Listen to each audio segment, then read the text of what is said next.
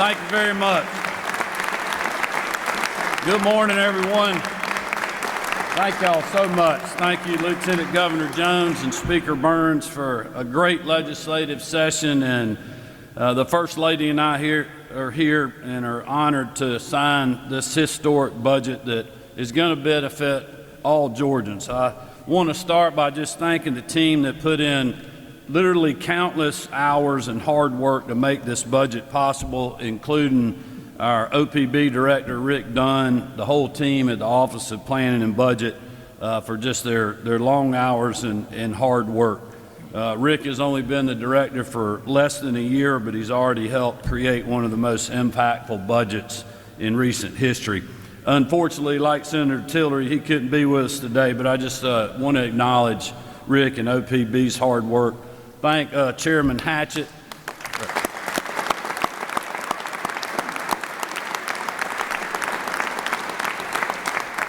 And I agree with Speaker Burns, you are the best appropriations chairman in the building today.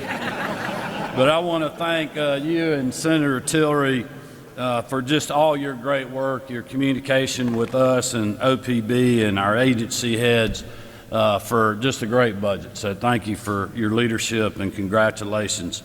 Again, just want to thank two great partners, our Lieutenant Governor Burt Jones and Speaker John Burns, whose leadership, quite honestly, is crucial to getting these and many other things that we did this year across the line in each chamber.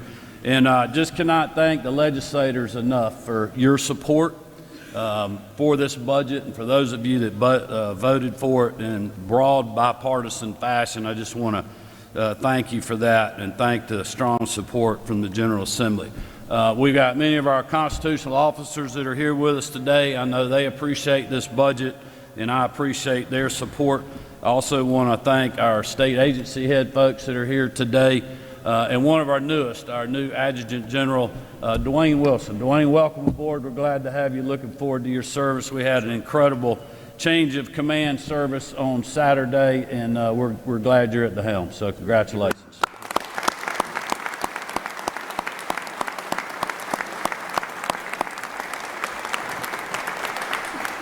This yearly budget is the biggest demonstration of our priorities and the biggest tool we have to serve the people of this great state. And this budget in particular will help us further promote economic prosperity in communities all across the state.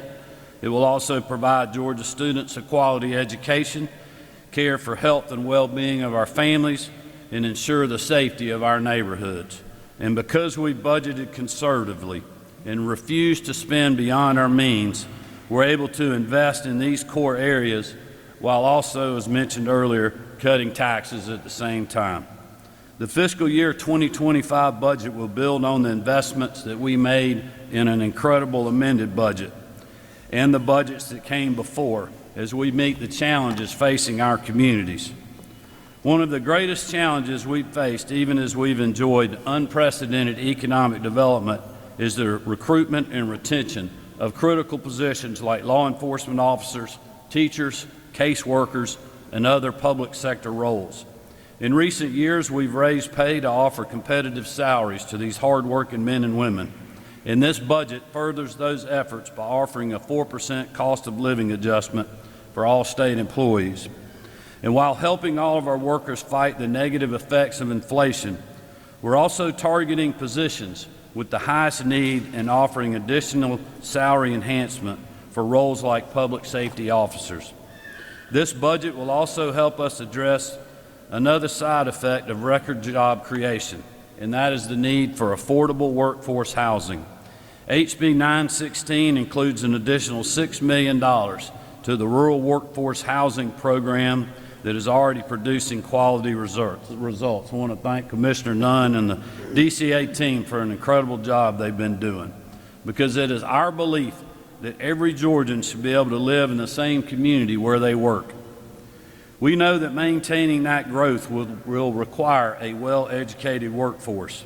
That's why between this budget and the amended budget I signed in February, we are committing more to K-12 education than ever before, an additional $1.4 billion for a total of $13.2 billion.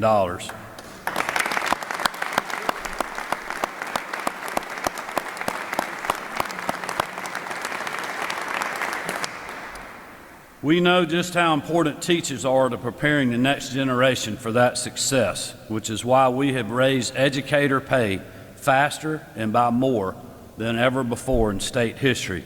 This year, we have done that again with an increase of an additional $2,500. That's a total pay raise of $9,500 since I've taken office. We're also committing over $7 million for literacy initiatives, an important priority for the State Senate and the members of the General Assembly to ensure all Georgians have this foundational skill.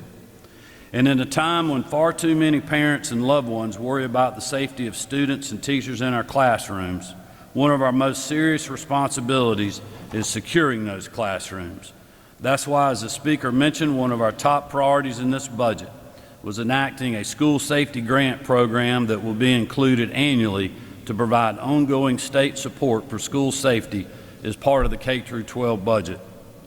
After hearing from administrators across the state on how impactful our school safety security grants have been, we wanted to provide them certainty that these funds would be there when they're making planning decisions. I am beyond grateful to the members of the General Assembly for supporting that vision and including over $100 million to establish this yearly program. But our commitment to public safety does not end with our campuses. We're also pouring resources into strengthening law enforcement statewide. Frontline state public safety officers are receiving a $3,000 salary enhancement, helping ensure these critical positions are filled with capable men and women.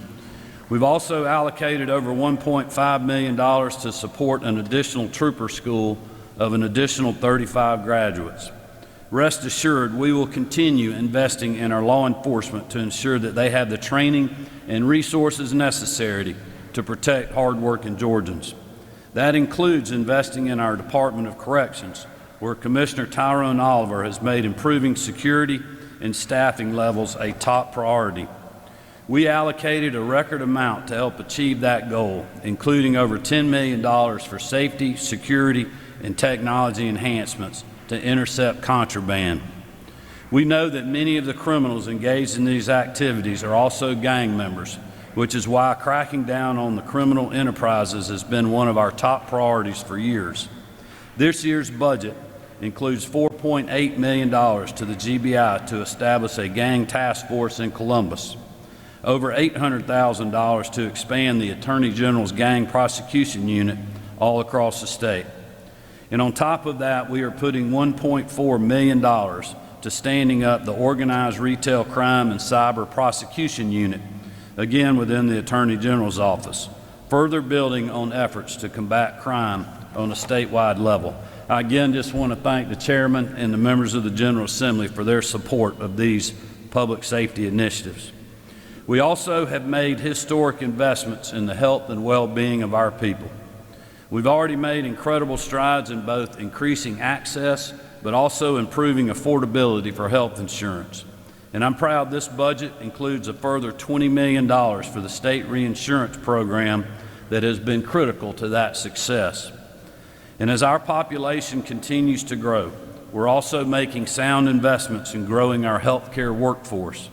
This budget includes over $160 million to implement provider rate study recommendations and provide parity for Georgia pediatric programs to support the men and women providing critical and direct care to Georgians in need.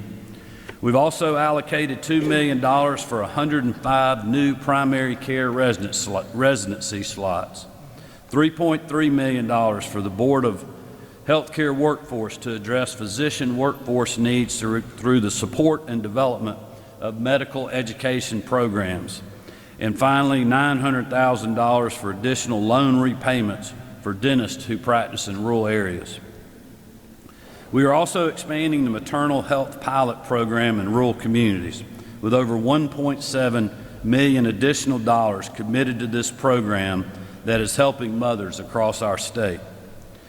Finally, Marty and I have made it a top priority alongside with many leaders here today to ensure we are tackling the challenge of mental health directly. We took the first steps 2 years ago with the support of the General Assembly when I signed the Mental Health Parity Act, a top priority of late Speaker David Ralston. We're now building on that legacy by committing more funds to mental health than ever before.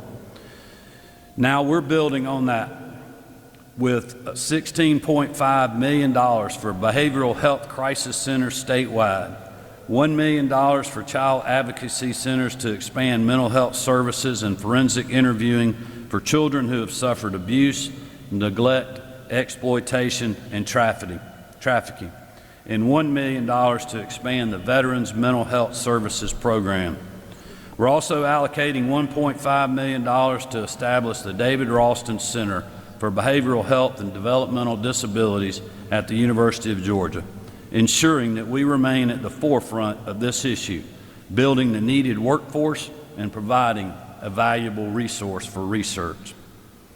As we make record investments in services that our states need, we also must remember that we have returned over $5 billion to the Georgia taxpayer, all while speeding up cuts to the state income tax.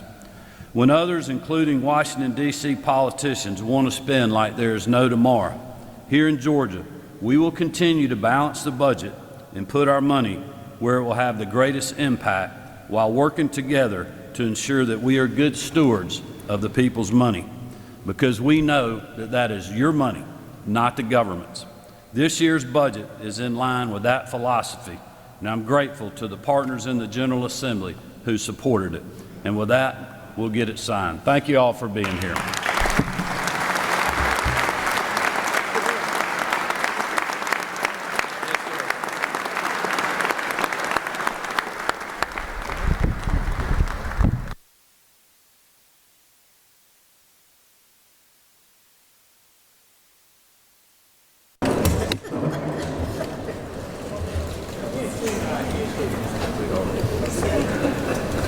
All right, here we go, y'all. Great budget.